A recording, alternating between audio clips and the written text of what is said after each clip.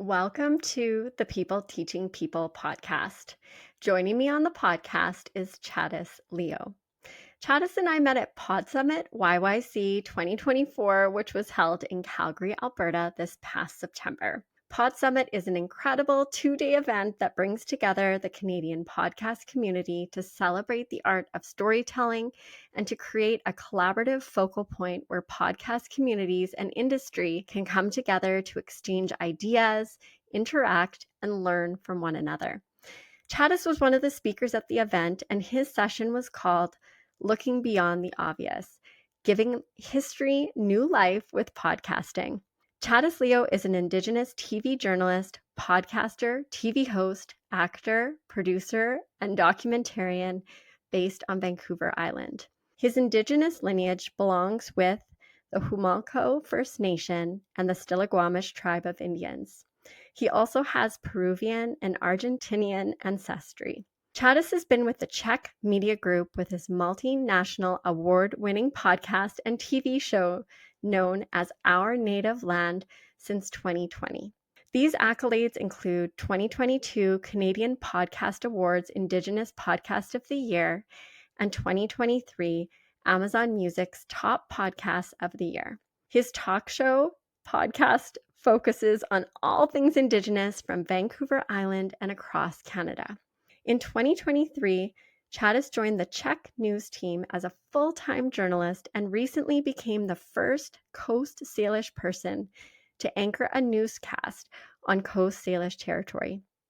In 2024, Tchadas received the Broadcast Performer of Tomorrow Award from the BCAB, British Columbia Association of Broadcasters, Emerging Journalist Award, honoring his work in journalism and anchoring. On top of several podcasts and local TV production projects, Tchadas works with Orca Cove Media as an executive producer to help create and develop Indigenous TV series for a major television network. Thank you so very much for joining me today, Tchadas. It's my absolute pleasure. Thank you for having me. All right. So I want to start with diving into your story. And I mean, we've chatted about this previously, and I found your story incredibly inspiring. But for those who are listening, what are some of the key milestones along your journey that have led to all, and so I emphasize the word all, the incredible things that you're doing today? TV journalist, podcaster, TV host, actor, producer, and documentarian, and I'm sure I'm missing things. So yeah, tell us your story. Sounds like my wife when she's trying to number off on her finger how many different job titles I have, but I'm working to keep it lower, but it's hard. But anyways, there's been a lot of interesting moments in my life that kind of led to the success and excitement that I have now. It really started when I was 12, picked up a camera, started wanting to film more. And then, the TV station came to my high school, middle school at the time. And it was a nonprofit TV organization called Campbell for Television, or CRTV, on Vancouver Island.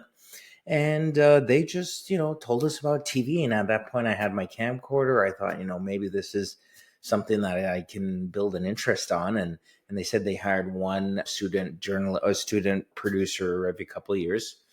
And so I just went home and told my parents that I volunteered myself to do it and that I had a job, but I didn't know what a job was. I didn't know what volunteering was, to be honest. I just knew I wanted to show up. And so that kind of started my media journey at a young age of 12. By the time I turned 16, I believe I was one of the youngest, if not the youngest, student associate producer for Shaw across the country.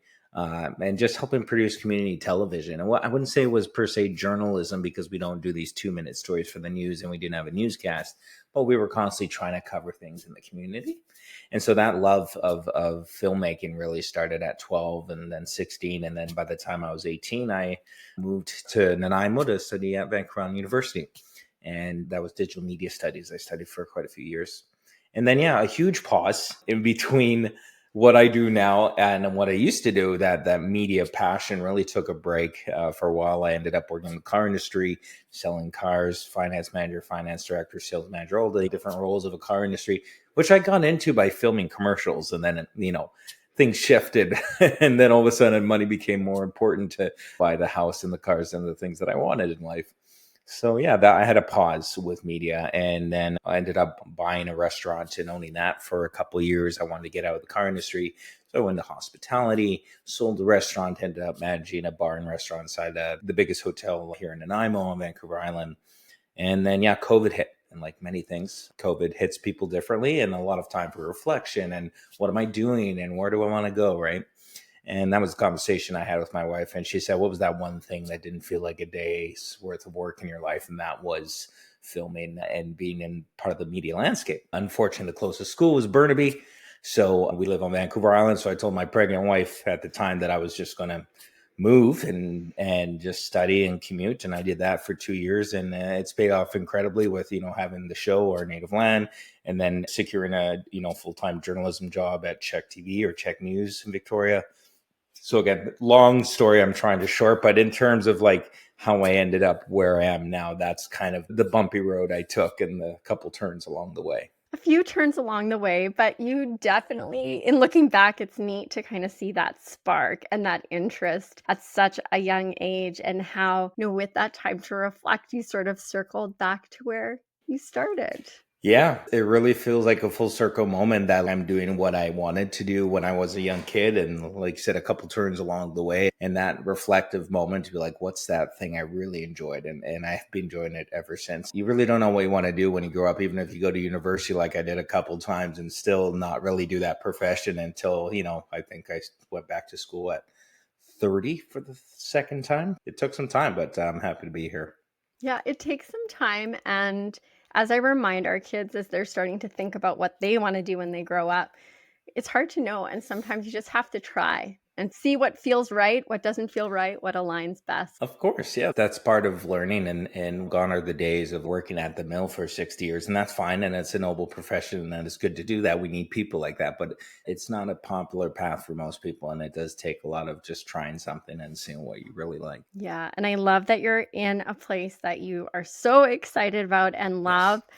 And I'm so glad that we had the opportunity to connect. So we met at Pod Summit YYC here in Calgary Yeah. way back in September. I'm curious what your experience was like at Pod Summit. And then also, how do you think experiences like that contribute to the growth of the podcasting community, particularly in terms of Indigenous voices? That's a long question. I'll try and answer it in two parts there. But just to kind of preface how I ended up at Pod Summit, first of all, was I'd seen the website well before 2024. I think it was early 2023. And I think Tim and his wife had just purchased the rights of it. I wrote in, said, hey, I just don't want any money. There's nothing Indigenous on this page. I thought I'd be of help if you want that kind of voice in the summit. And sure enough, a few weeks later, they were interested, and we had that conversation ever since. So, like you said, we met at Pod Summit a year later, and it was an incredible experience because the Pod Summit itself, it's very rare, if not impossible, to find that on Western Canada. I knew there was some in Vancouver at some point before COVID. It went online, it dissipated. There is some great options on the East Coast, but not really approachable and reachable for us here on the West. So this was something that I was like, this is important. We need that kind of community here. Even if I'm BC and it's Alberta, it's close enough. I'm willing to travel. I got family and friends in Alberta. It was a good excuse to go see them. But that experience was really wonderful. And I know Tim and I'm forgetting his wife's name. Sydney. Scout, she's going to be listening to this and mad at me. I forgot her name. Tim and Sydney really wanted to build that community, and I was trying to build that, from here with them, and to be there and see what they built was incredible. And we need that kind of support in the media landscape, especially when people are struggling to find funding. It's not always easy starting a podcast with $0 and you want to make some revenue off of it. So to have a place where you can pick each other's brain and hear each other talk was incredibly exciting. And what was your second part of that question, sort of on the Indigenous side of things? Yeah. So just in terms of growing that sense of community, so even the podcasting community itself, in terms of bringing Indigenous voices and stories into that community. Mm-hmm. We did our best to try and invite a lot of people from that community that are just starting out or interested in starting, or may do some kind of work that could potentially benefit from a podcast with Indigenous voices. So we try to invite those people there, and some people came, which is great. And I think that gives them an opportunity to really see that they're not alone, because when you're home in your basement like we are now, you don't really have that sense of community. So to have that place to reach out once a year is great, especially Tim and Sydney announcing that they're going to do it in 2025, which is exciting, and I plan to be there. It was great. I know in particular, I had this young Indigenous man who came up to me and we talked for a long time because he's doing a podcast right now as well, and just trying to navigate how to get more funding, how to get more listeners, how to get more viewers, and just trying to give him my experience and what I grew up doing the past 4 years. Grew up 4 years sounds like a millennia, but trying to word that properly. But trying to show him what I did and how it can apply to him. And everybody's different, because obviously I was fortunate enough. I have a TV background, and it was built off of the TV station and the platforms they have, which is a great head start. But for a lot of people that don't have that, just having different Indigenous voices there to give different perspectives, I think will help those entrepreneurs or podcasters that want to really build a brand. And also, it was really nice to bring Isabel Ruiz from Indigenous Screen Office, and they provide funding every year for podcasting as of right now. And that one I think just closed, but there's some great opportunities there. It was nice to share that information in person, in real time, with people that wanted to know it. Yeah, there was such a great community feel there, and it was amazing in that I could you as a speaker and me as a participant, I Yeah. could ask you questions and pick your brain, and there were those opportunities for everybody to connect and ask those good questions and get curious and learn. It felt like a community at the It did. It event. really did. And it's good that that's the biggest fear sometimes is like, ISO helped pay for some of my travel in this case, but I paid for a lot of it out of my own pocket as well too. You want to go, especially when I'm going to travel, I want it to be worth it. I want to feel that connection. And I'm just relieved that it was exactly what, Tim and Sydney said it would be. And it was more than that. It felt like I was leaving friends after we were done those 4 days. So Yeah. 2 days, sorry. Yes, and like you, I'm already excited to go back It is, already. yeah. It's in mine too. I got to ask for the time off yet, but at the second I'm allowed to do it, I'll Yeah, line it up you're with my there. calendar already in there. So during your session, which I attended at Pod Summit, it was called Looking Beyond the Obvious, Giving History New Life with Podcasting. I learned a lot. You were talking about how podcasting has been a tool to preserve your nation's language, stories, and heritage, and how you've had the amazing opportunity to be a part of that. And I love learning about how there were elder recordings that existed, and a podcast ended up being this beautiful way to share those recordings meaningfully. So it can be a tool, a resource, a way to really capture those stories. And the podcast, correct me if I'm wrong, but Remember Our People, Our History, Yep, that's recordings of correct. elders explored. And then it sort of even pivoted and went one step further with becoming these beautiful graphic novels. So Yep. to start, I'd love to hear about like the story and inspiration behind this project. Yeah, for sure. I actually just found out some new information about how this all came to be. I just got a phone call one day, but how that phone call came to be was quite exciting. Education Without Borders Canada being the main initiator and a major sponsor of the project. They were wanting to find ways to learn about how they can do their part of reconciliation, learning about Canada's past, and then how we can move forward together and the things they can do to help support whatever nation they decide to help can targeted organization, but they do also want to help youth programs within Canada as well too for First Nations here. So after they did this very intense 6-weekend course, 2 days in a row, 8 hours a day, over and over, they had asked the lady, okay, well, we want to do something now. We've learned. So we want to, how do we connect? And we want to find a way to maybe, help youth in some way, shape, or form.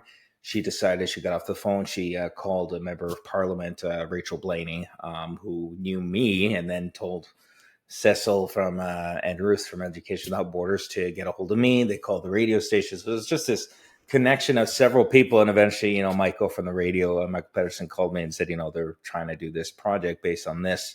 Are you interested? And that's where that incredible connection started. So the way it started was so right, is that somebody had put in the time, an organization put in the time to realize, like, how can we help? How can we build this path of reconciliation with a community, and not just talking about it, but putting actions into words, right? And words we did. Podcasting takes a lot of work, but we, again, like you said, spent hours and hours going through elders' recordings. My assistant at the time, Alicia, spent a lot of time trying to really decipher those clips, and then I would review them and look, this is a good story. Let's talk about that. And so we'd play about 4 or 5 recordings per episode. Then I would have community members sit in with me either remotely or in person at the station or remote, and we would just try and review those stories and talk about how it might trigger another story and another memory, or if they're using a couple words and I do some language in our Homalco language, then we could decipher it even more for the average listener who doesn't know our language. So yeah, that turned into a beautiful 12 or 13 episodes, which you can listen to wherever you get your podcast. And after that, I thought it was done. I was like, okay, cool. Podcast is done. 1 season, we're good. Sure enough, Educate the Outboards, like we have some more funding. We'd like to do more with this. How can we make this more approachable to the youth besides a podcast? And then the idea of a graphic novel came up in conversation.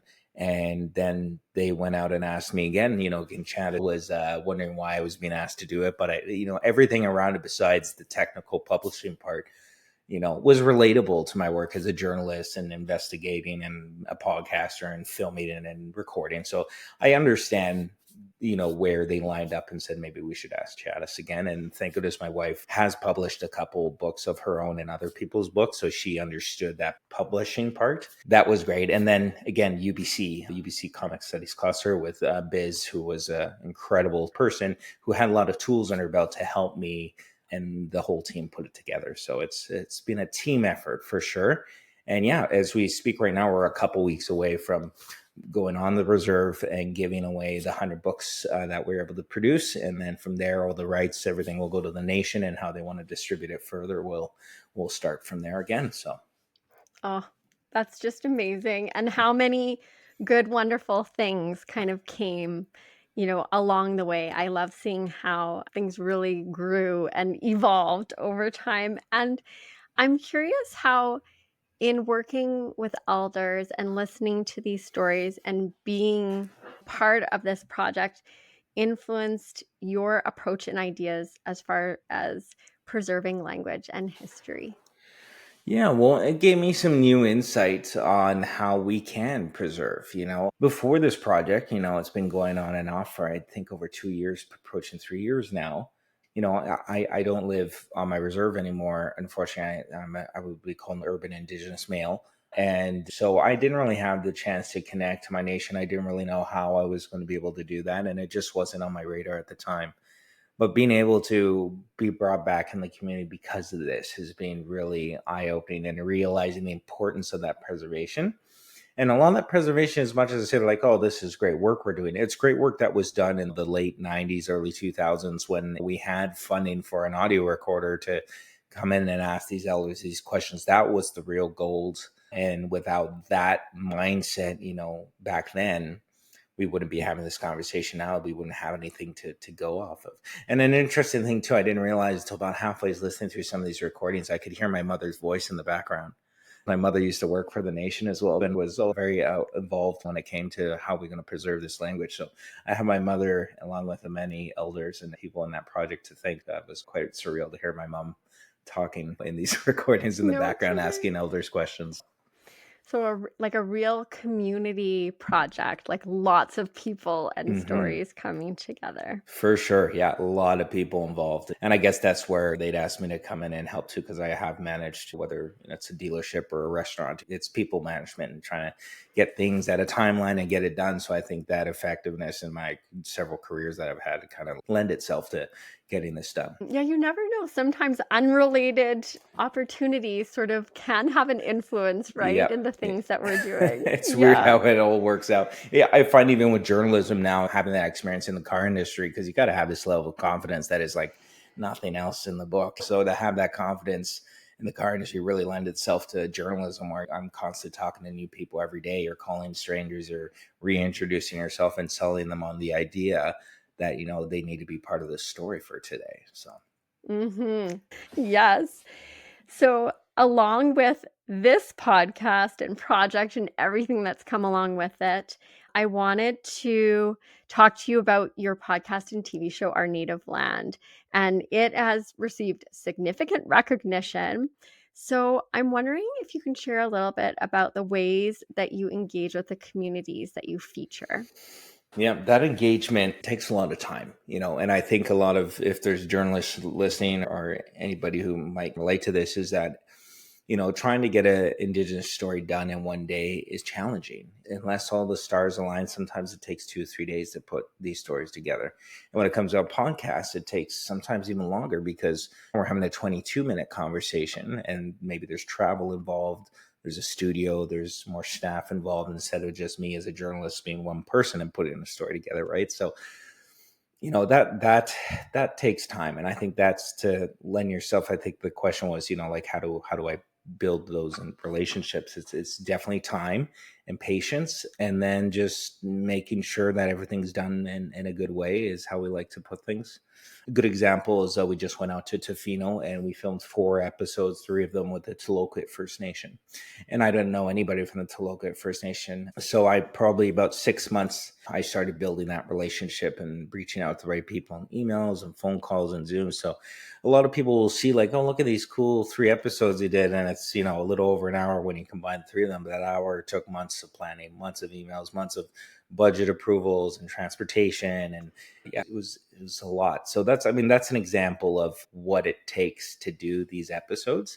And some of them just fall in. Now we're in this position, like you said, the podcast has a decent amount of accolades on a national level. So you get those emails, those phone calls, those people that want to come on the show. So now we can even be more selective about what do I want to hear. And if I'm interested and I'm curious, hopefully the listener and the viewer will have that same type of engagement that I did.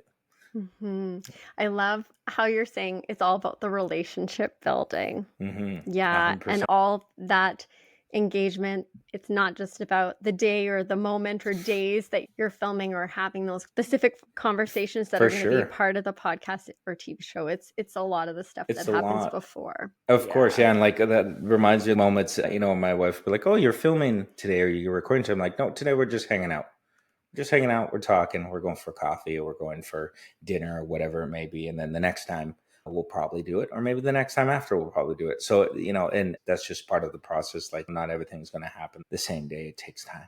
It Yeah. takes time. And what do you think have been maybe the key takeaway or just some really key things, more than one thing that you've learned through your engagement with the individuals and communities that you've worked with in creating our native land? Oh, wow. One thing that I've learned, like a really good thing. I think I've learned that when you're talking to these people in community, you need to just listen. And as a journalist, we have so many ideas and questions and we want to get down to the bottom of everything. But sometimes even if it's not related to the story, I just have to sit there or stand there and listen. And some of the best moments I've had with elders and knowledge keepers or people in communities or chiefs is where I'm just really patient and it boils down to time and asking the right questions. And I think that's I've learned is the patience it's a virtue. And I don't have it perfect. I don't think I ever will, but I can really lean on that teaching and the elders aren't directly telling me, and they're not teaching me directly, like you need to listen. It's just implied. It's implied. You can get the sense there's that energy between you and the person you're asking questions to. And you're like, okay, I'm going to just listen and I'm going to learn. And because of those moments too, I've been asked, to speak on other things, like about reconciliation. And although I'm young at this job, but I can take those things that I've paid attention to and say, like, this is what I've heard. This is what, some elders find important. This is where I agree. This is where I disagree. And that's all being learned off of just an incredible amount of patience and the relationship building that you asked earlier. So. Listening. That's a great lesson. Exactly. I'm trying to teach that to my 4-year-old son. It's a work in progress. Well, you can model, you can talk I'm about trying it. to model, I know. Yeah. Yeah, no, and as a parent, you know what? It's a good reminder. As a parent, it can be hard to listen sometimes. 100%. Sometimes things happen and you just feel like you need to share all your wisdom. Exactly. Yeah. But yeah, good to listen. So in the context of your work, and you've touched on it already, but how do you see storytelling serving as a tool for reconciliation? I think storytelling can serve as a tool for reconciliation because it can fit within the attention span of the general public. As our attention span gets lower and lower, we got our TikTok, our Instagrams, our social media, the amount of seconds you have to hold people's attention is incredibly low. So when those people, that still like to watch traditional TV, appointment TV, or if they want to stream it live after or catch it online, doing those stories within that 2-minute time frame may not be that 3 seconds that we want to get on social media, but it can give those voices 2 minutes that they normally wouldn't have. And some of these communities that I've gone to, like the Dididot First Nation, I don't recall any other major television network going out to such a remote community with no cell service, spend several days there and build those relations and create, I think we did a total of 4 stories over a few months and show the world that there's other people here that have voices too. And it's not the traditional voice that you might just see online of a chief saying, like, well, this is our land. And like, there's so much more. I think that's what lends itself and what we can learn from storytelling and how it fits in the media landscape today. It's, I think, and the engagement and the response I'm getting is showing that, people are appreciating the type of stories that, CHEK allows me to do, when the stars align. And there's a great example of this gentleman. It was during the summertime. I was filming at a beer garden or a beer festival. And he comes up to me and he says, hey, it was like, we love everything you do. We love the stories you do. And, my generation, we didn't know anything about what you're saying. So like, there's a gap in the educational system that I'm teaching, 50, 60-year-old, middle-aged men and women about some of these stories. Like these is, there's no water, there's no road, so that makes me feel like this medium is the right one for me for these stories to be told. And stories have such a powerful way of connecting people. Mm-hmm. Radio can do quite a big reach, and it's no disrespect to radio or podcasting, but also with that TV journalism, showing those images makes it so much more real too. So when you think about the stories and experiences that you've been a part of in doing this work, do you think, I know you mentioned this gentleman that approached you, are you feeling or sensing a bit of a impact with understanding and healing? Yeah, like you said, that gentleman was a great example of people understanding more what happened and what they can do, which a lot of it is just listening. So I feel like it's impactful when it comes to healing because I can show, at least, or we can show other nations that maybe have struggled with a relationship with a TV station or the media landscape, that there is a way to tell your stories in a way that's respectful, that's kind, that gets the point across, but also gets it in, 3 minutes or less because it is a TV, a TV channel, right? So seeing that, making that medium and showing other communities that like, hey, this guy might be somebody we're willing to talk to and that might help us with our healing if we can get this story out. Even if there's no action that comes out of it, the fact that somebody's decided to trust myself or my colleagues to put this story out and give it the time it deserves, I think it's, at least from what I see, the healing seems to be really appreciated. And a lot of that I notice after the camera turns off. So like this, I've got everything I need to film, and then the camera turns off and I'm about to leave to go back to work and put it together. And that's where even more of the conversation happens. Well, like, I've never done this before. Thank you for your patience. Or, this was really hard for me, but I think it's important. And I think those are those little tiny pockets where I feel like this sense of healing or this therapy involved for Indigenous people to be okay with that story being let go. And there's not all nations are like that. Not all people are like that. There's another nation that we wanted to go film. They wanted us to sign the rights over to the show in order to go there. We can't give you full control of your story. We can help you with it, but we can't give it away. And that's okay. There's every nation and person's at a different stage in their life when it comes to that healing. So. And yeah, I guess really needing to meet people where they're at. And 100%. Yeah, for yeah. sure. And I'm pretty high energy, and my show's pretty upbeat and can be pretty jumpy and exciting, and it could be emotional and deep and slow. So like my energy is pretty high, and sometimes that's a bit much for some places or people. So it's meeting people where they're at. So if it doesn't work this time, maybe in a couple of years something will change and we'll try again then. Mm-hmm. So aside from, kind of some of the challenges maybe with finding a way to meet people where they're at, have there been any other sort of challenges that you've faced in bringing Indigenous stories to a broader audience? Yeah, I mean, the biggest challenge is for me to get there with my schedule. As some people might know me, I live in Ladysmith and I work in Victoria. So right off the bat, I have over an hour commute every day to work one way. Plus I do my job there. Plus I'm, doing our native land and these stories. So the first challenge is the scheduling. So that's just sort of a me challenge, is really like there's all these stories out there that I really want to do, but what are the ones I can prioritize? What are the ones we have the budget for? That's where it shifts off of sort of my challenges. But like the budget challenge is like, can we get there? Is it affordable? Can it be done in 1 day or 2 days? I do regular breaking news as well. I'm not assigned as an Indigenous journalist through CHEK News. I just like doing those stories, but I do have a duty to do the storm that's coming up, or somebody in the hospital died and it's a prolific human being. I do everything, right? So that's the challenge, is balancing the time, the energy, the finances in an industry that's typically not doing great when it comes to financial success. We're seeing a lot of people being laid off. Luckily here at CHEK, we've been hiring people and staying strong. So we're lucky in that regard. Other challenges, again, is, the trust, again, is between media outlets and communities. And traditionally, not so long ago, the way that the media was portraying Indigenous people were lies. They were incorrect. They were not representing people correctly. And if they were doing the story, then it was just what was coming out of elders' mouths supposedly was not put on paper. And so it's that, again, that trust building is a huge challenge. I love doing stories also in interior BC. Like I've gone there once or twice. I've been in northern BC, but also we're an island news station and an island show. So we have to gauge, okay, how many things are we doing on the base, and which one of these things off the island is relevant enough and relatable enough that it's worth the money to go and do it. And not that nothing's not worth it, but in regards to an island budget aspect, that's also a challenge.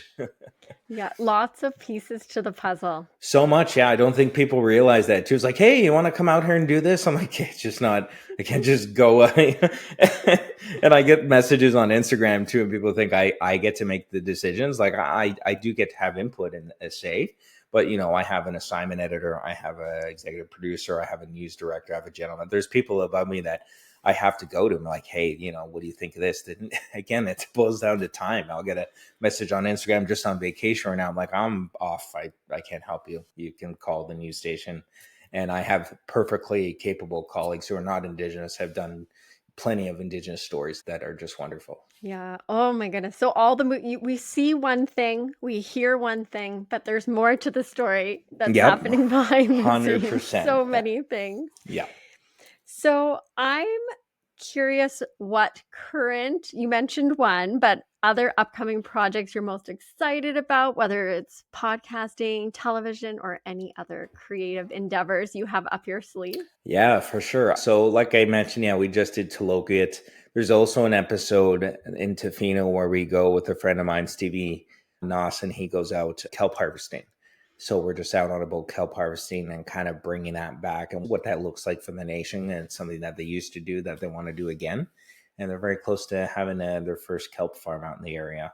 So that's a cool project I'm excited about. There's definitely some cool our native land stuff. We're still in the middle of filming. We're about halfway through, and then it'll air. The first episodes will air at the beginning of January. Like we mentioned, the graphic novel that's coming to an end. That's what I thought the first time. So I think it's come to an end for now. is giving that a graphic novel to the nation. I think that'll wrap up, and I'm excited to give that to the nation, along with all the people that help make it happen. I've been working on some other side projects with producer friends of mine from Orca Cove Media. Can't really give too much detail out on it, but we have been trying to pitch a TV series to a major television network here in Canada. So we're hoping that goes through. And if it does, that'll be some executive producer work for myself next year, possibly with a bit of travel. So that's an exciting project I'm hoping will take up some of my time. So that's exciting. And then, I got a couple other little podcast ideas on the side where it might involve youth that I want to try and help. Time and a place for that too. It's just trying to line stuff up. And I got a little overwhelmed a few months ago. I was doing a lot of other projects, and I had to take a moment and really analyze and pick what I wanted to do. And so I've said no to a couple projects recently. I've pushed some into 2025. So it's a balancing act, because I don't want to burn out so early in my career with such an amazing success so far. If I could say that humbly, I want that success to grow. And I don't want to have to call it quits because I worked too hard at the beginning. So now I'm just trying to iron that out a bit. Yeah, some good learning. Good learning. Some good Yeah. learning. And I hope some more acting gigs come along the way too. I do auditions. Sometimes you have them for weeks on end and then you won't hear from your agent for a while. So I like that. And I'd like to be back on a movie set, even if it's for a day or two. I find it exciting. So hopefully there's some cool opportunities that'll come up there. So I'm not the sharpest actor by any means, but sometimes it's funny that I get those auditions where it's like journalist or reporter or anchor. And I'm like, that's what I'm good at. Okay, cool. Maybe it's too real. Maybe I'm too real of a reporter. Yeah, too real. Absolutely. You're not wrong to assume so. Yeah, and I think other things will come up that I don't even know yet. But yeah, I'm going to my nation to the radio station that's involved with the graphic novel, and I'll be recording there for 4 hours. The word of the day, which is something they play throughout the radio station. It's like different words in our language, so they want to update that. So that'll be a fun little project I'm doing in a couple weeks too. So many exciting things, and we'll stay tuned to see if some of the not yet able to mention stuff comes to light as well. Yeah, I'll let you know. Yeah, no, that's fantastic. Now, I wanted to ask you something a little more personal. Sure. And that is about a favorite teacher that you maybe have had over time. It doesn't need to be like a school-based teacher. Like, teachers come into our lives in lots of different ways. So somebody that's really meant a lot to you, and why? Yeah, no, that's a great question. I have two kind of answers to that. The first one, like an actual teacher base, would be a teacher in the school system. When I was in grade 7, 8, and 9, we had media studies with this lovely lady named Kathy Babchuk. And she kind of really let me take the course in a way that it was very interpretive and very open and friendly. And it lined up at the same time when I was starting to volunteer at the TV station a little bit. So her guidance and building some trust in me to do the things that I need to do to produce these little videos in middle school was memorable. And she treated all her students like they were adults, even though we're like 12 years old, right? So I think that might have been the first time for a lot of kids to be like in a school system and feel like, oh, I'm being treated like if I'm 18 years old or I'm 22. So she was a huge guidance. And I was fortunate enough just a few months ago, I reconnected with her in person after, I don't know, 20 years or 18 years, however long it's been. I just recently had a moment to thank her. So she's wonderful. And then I had some mentors along the way while even though I was doing the podcast, I needed mentorship with that. I've had the fortunate opportunity to learn from Ian Haysom, who is, a BC News legend, who's managed, the Vancouver Sun, who's been a news director for Global and helped bring Global to BC One and create a 24-hour newscast. So he's been a wonderful guide as well too. Scott Fee, when I first started my podcast, he's also was an anchor out in Calgary where you are for Global and the morning TV show for many years. So he's here as a weekend anchor now, but at the time was a news director and gave me a lot of guidance as well. And then during COVID, when I really wanted to start anchoring and doing journalism, I really paid attention to what my now news director, Joe Perkins, did on the screen, how he talked, how he delivered the news, how he wrote things. And obviously he's been training me along the way. And now I feel like I'm naming too many people. Am I going to forget all these other important people? But, there's my executive director and Keith, my associate editor there, or my news assignment editor. There's just so many people that make that turn, especially I don't think people realize in TV station, we don't have 100 people working in the newsroom. At any given day, there might be like 12 of us, and we're putting a full hour together. So there's so many people that help make things happen and make me look good, basically. What all this says to me is you're a person who loves to learn, and you are looking to the people around you and people who you really admire 100%. The work that they're doing, and you're being so curious, and you're like soaking that in, asking them those questions, getting that amazing mentorship from them and being open. If I'm not learning anything at this point, then I'll get bored and I'll have to switch careers again. And I don't want to do that to my wife or my family. So I'm hoping I'm always learning here and I'm not going to switch careers again. Yeah. Sounds like there's lots of opportunities there. So you should be good. I think I'm fine. I'll be okay. Yeah. And when you look back at your journey so far, and it's been quite remarkable, and I feel like there's so many more things on the horizon, but what would be something that you're the most proud of? On a professional level, I would say I'm most proud of that I was able to stay authentic this whole time, that I didn't have to conform or change to adapt to a newsroom or a place so I can do what I do. I think I'm proud that I can say like I'm an Indigenous individual and I'm a reporter, and that I'm trying hard not to corner myself that I'm an Indigenous journalist. And I'm okay with that label, but I'm also trying to make sure that I've created this like I can do everything. And that's important to me too, because I think that's what was missing and what I would see on TV a lot is I felt like that, seeing an Indigenous person in a major newscast just doing the news regardless of what it is was something that I think I'm really proud of, that a lot of it, at least from what I was seeing. So I'm really proud of that. And like I said, I was able to do it in a way where I'm just still be myself. There's a difference between me at the bar with a bunch of the bros and having a BS, right? So, I mean, there's a time and a place, but in general, I'm taking that same character and humor that I was with my friends and trying to apply it to the news in a way that's sensitive and funny and charismatic and serious when it needs to be. So yeah, I'm pretty proud of that. I love that.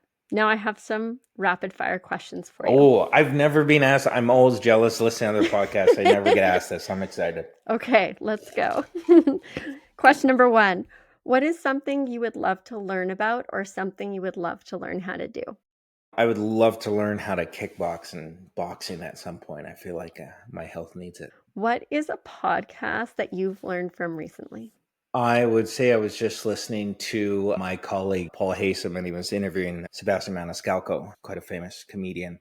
And he just talked about hard work and just like not giving up. And you're not going to get any results if you can vision yourself doing something, but unless you're there physically, like showing up at the comedy club every day to put in the work, you're not going to get anywhere. So I've kind of learned a bit of I know what hard work is, but to just hear it on a podcast and have a friendly reminder was pretty cool. If you could sit down and have a conversation with someone that you would love to learn from, who would it be and why?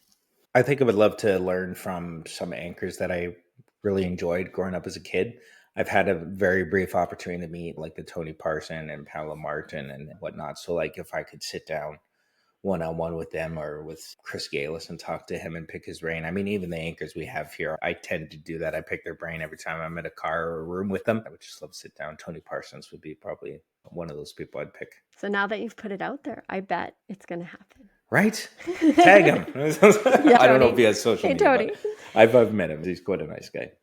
So one thing that I'm super passionate about is just how education is so much a part of everything that we do. There's always opportunities to learn. It's not just when we're sitting in the classroom. And I'm curious if you have any final thoughts or words of wisdom that could empower or support people with their own teaching and learning journey. For sure. I mean, I might have a couple things to say, but one of them would be like, it's never too late to go back and learn.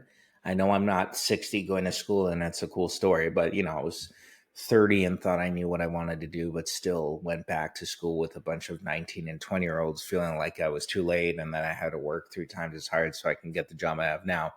It's never too late to go back, do the studying, take the time to do it, and don't let any circumstance, slow you down. Find somebody who supports you so you can do these things. I couldn't do any of this without my wife being okay with me not living with her for 2 years in the first 2 years of our son's life, and being in and out of his life for 2 years has been incredibly difficult for her and for him and for my family. So support yourself with people that want to see you succeed.